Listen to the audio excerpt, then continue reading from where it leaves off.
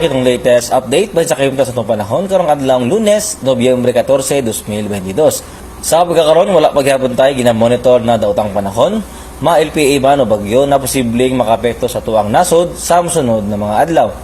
Kining Intertropical Convergence Zone kung ITCZ o panagtagbo aning mga hangin nga gikan sa Northern o Southern Hemisphere maoy nag-apekto karon sa may habagatang bahin sa Mindanao. Samtang easterly, so kining init nga hangin nga gikan sa dagat Pasipiko maoy nagapasulabi sa dakong bahin sa atuang nasod. O sa mosunod na 24 oras, ang tibuok Visayas, Occidental Mindoro, Palawan, lakip ng Kalayaan Islands makatakamta og 19 po sa panahon. Mupasulabi ang haring adlaw apan aduna lang gyapon yung mga kagayunan sa mga lumalabay ng mga pag-uwan, pagpanginat o pagpanugdog mugna aning ITCZ o kining mga localized thunderstorms.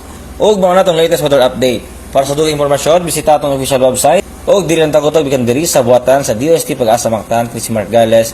Salamat og magamping tang tanan.